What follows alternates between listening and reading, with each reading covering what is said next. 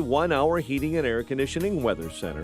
Nice day ahead, plenty of sunshine, 84. Your Lollapalooza forecast for tomorrow, sunny, nice, 86. 86 on Sunday. 62 degrees at O'Hare. Next news at 7. Chicago's Morning Answer with Dan and Amy continues next on AM 560, The Answer. Make sure to check out the Income Store live video stream of today's show right now at 560theanswer.com. Only the biggest stories, only the biggest guests, and only the biggest opinions. This is AM 560, The Answer. Top of the morning, Dan and Amy. We were talking about Trump's latest tariff threat against the Chinese. 10% increase on $300 billion worth of goods by September 1 if we can't reach a deal. The saber-rattling and the threats don't seem to be having much impact, even when Trump makes good on those threats.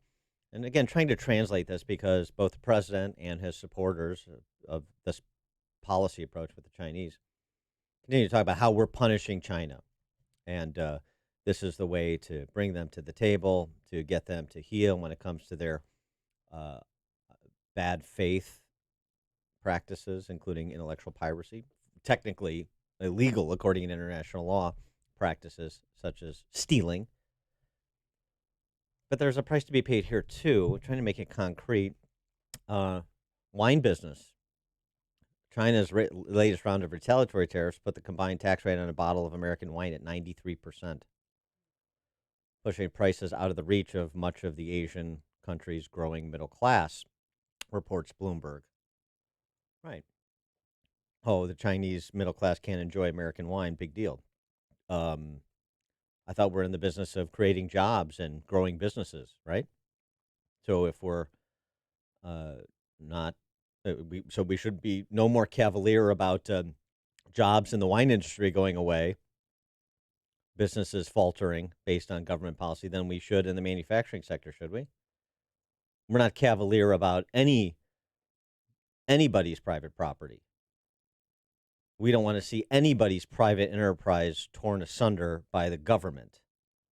Hawaii's $18 billion tourism industry taking a massive hit. Chinese visitors dropping by almost 36% June of this year compared to June of last year. It's a real thing. The cherry business, the cotton cherry sector in this country in terms of their exports, the cotton sector, textiles. In Arkansas, exports have tanked and prices have dropped. Carton farmer talking about the struggles that are ongoing. I mean, so just to make it concrete, and I'm not just focusing on this in a silo to the exclusion of everything else. Let's go back to the interview that Nick Gillespie over at Reason did with Kevin O'Leary, who's this investor worth hundreds of millions of dollars, who's been popularized by the Shark Tank program, along with the intolerable Mark Cuban, of course, you know, that program. Here's what O'Leary says about what he sees on balance sheets from the business that he's investing in the Trump economy. You know, you have to differentiate, and my take on Trump and his cabinet is I don't watch the circus or the freak show, whatever you want to call it. I look at the policy. Mm-hmm. I'm a policy wonk. And I have this unique index I should share with you. I have interests in almost, it is over 50. It's over 50 private companies now, all in practically every state. Very few states we don't have interest in now. I get the monthly cash flows of every one of these businesses because most of my deal structures are royalties, as you know, or venture debt or preference shares or converts. And I have lots of covenants around cash flow. I have never in my life seen an economy like this. This is even better than the 60s. It is phenomenal. And I think primarily because of deregulation, not tax reform. My companies in California, in Texas, in Florida, in Illinois, at the municipal level and the state level have been set free. Yeah, forgive him for calling Illinois. He's from Canada. But and then he said Des Plaines is. Yeah, right. But I mean, it's interesting. So look at this holistically, because he's pursuing one bad policy here. Tariffs doesn't mean that the other bad policies outweigh the negative impacts of tariffs in the short term, like deregulation, which we've been very complimentary of with respect to the president's uh, aptitude for deregulation.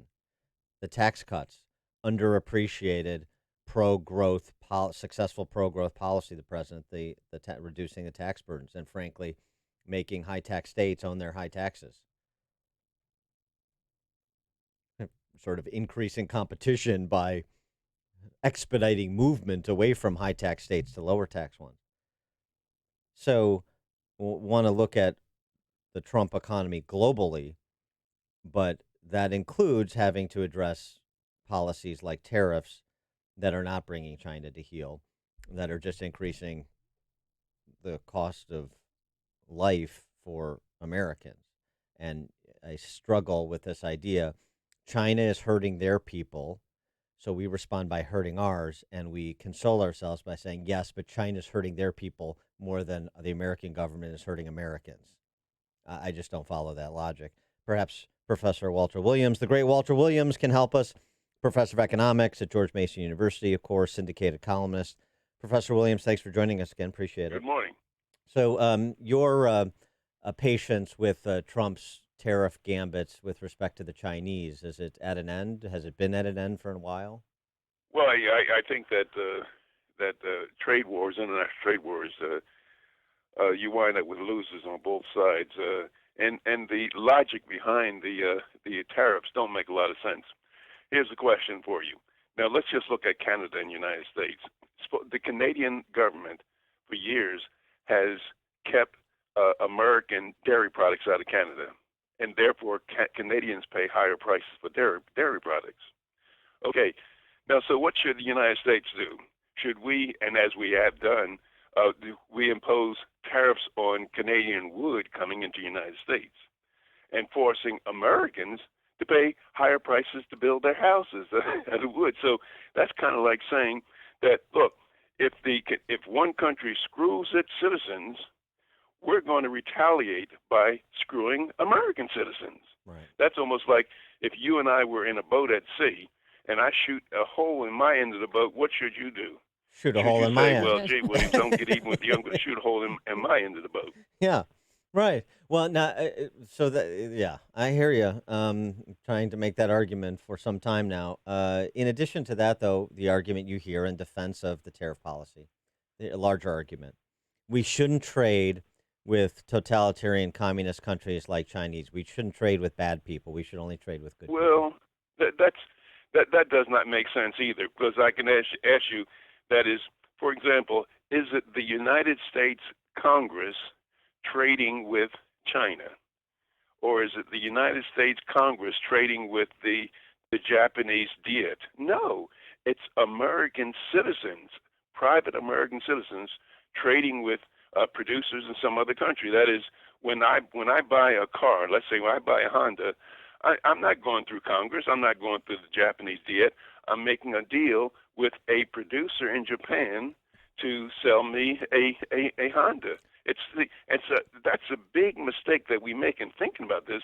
We're thinking that one country trades with another. That is, we're kind of thinking, well, it's the United States Congress trading with the Chinese government. No, it's consumers. It's individual consumers. But those protectionists would say, and those who don't want to be trading with bad people would say, well, in China, there's no such thing as a producer independent of the government. I mean, if we trade with Huawei, we're trading with the Chinese government. Well, still, still there's the issue of saying, well, look, if the Huawei does something wrong that we don't like, they restrict the Chinese from buying certain things from us. Well, it doesn't make sense a lot of times for us to say, well, okay, since China does not allow its citizens economic freedom, we're going to retaliate by not allowing American citizens economic freedom. Now, that just doesn't make sense. But why do you think President Trump keeps pushing this narrative that it's not going to affect American consumers? Why does he have his head in the sand? I think that's if I understand it, that's scary. That's a political. They're politicians making decisions like that, and if you look at the history of tariffs all around the world, they have not, in the long run, they have not done much. That is, if you look at the Great Depression of the 1930s, it was the Smoot-Hawley tariffs that in the 1929s that exacerbated that recession. And so the point is that we do not, as Americans, want to say, if one country denies its citizens freedom, we're going to retaliate by denying American citizens freedom. And in the case of steel, we have tariffs on Chinese steel, and other countries' steel come in the United States. So clearly, the steel workers and the steel companies benefit from being able to charge us higher prices. But what about all the companies that use steel, such as John Deere and the automobile industries and others that use steel? That raises their cost of using steel. But clearly, some people benefit. Right, and those, and in this country, those industries that use steel, in terms of employment, outnumber the steel producers by about a factor of 6. So we're going to protect this sector here or this business here at the expense of a group of people that are 6 times larger. I mean, that's right. This is the rent-seeking issue. And to save jobs in the steel industry, I think the tariffs, I think it costs $850,000 for each job that was saved. All right, now so you're better at this, because you're a renowned economics professor, and I'm just a guy who blathers on the radio. So I'm going to put this question to you that I always get, and I have an answer, and it's inspired, I think, a lot by your thinking and writing on the topic. But okay, Professor Williams, if you're so smart, how do we stop the Chinese from stealing our stuff and also be free market? So what would you do? What should Trump do that he's not doing then? Well, that is. Stealing, Chinese violating our property rights is a severe issue. That is, they're stealing many of our ideas, many of our patents and copyrights. And I think I don't know what can be done about that, but it's not tariffs are not going to work. That is, Chinese are doing it. So I'm not quite sure what kind of retaliatory measures that we can take to stop the Chinese from violating our property rights. But tariffs is a different issue. Yeah, but I mean, he's trying to connect the two. Don't you think? Well, he is trying to connect the two because you get people wanting to exact, justice on a thief, and I understand that disposition. China behaves like a thief, and you don't want people to get away with stealing your stuff. But my question would be, Professor Williams, is should we not just be preemptively free trade? This is something I think some people have a hard time getting their mind around. If Canada raises tariff barriers to U.S. dairy, the response shouldn't be eye for an eye. It should be to see the opportunity that Canada is providing American producers by artificially raising the prices on Canadians. And so we should go in the exact opposite direction by being welcoming, not having trade deficits, having good surpluses, which is what trade deficits really are. And we should be welcoming to more free market opportunities that are presented by other countries' protectionist policies. I'd say you're absolutely right. That is, see, one of the things that the United States can do this much easier than other countries because we have a huge internal market. That is, we do not depend on trade as much for our well-being as much as many other countries. So we have a huge internal domestic market. So if I were the president, I would say, I would tell the world, look, we're going to have free and open trade to products coming into our country. And if you want to screw your citizens, go ahead and screw them. We're not going to screw Americans. Yeah, I think it's a good way to put it. That's a statement that Trump could make, I think, comfortably.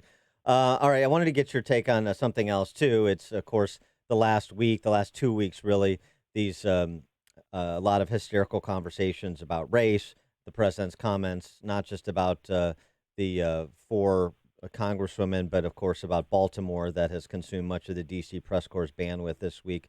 What's your reaction to what President Trump had to say about Baltimore and the reaction that those sort of critical statements about a major American city that is predominantly African-American are racist? He could say the same thing about your city, Chicago. I know. We want him to. He should. I do. Yeah. I mean, that is, I think what Trump is trying to say, I don't know what he's trying to say at all, but black people in these rotten hellholes around our country where people are afraid to walk the street, their kids go to rotten schools, they should say it doesn't make any difference who's president of the United States, whether it's Obama or president.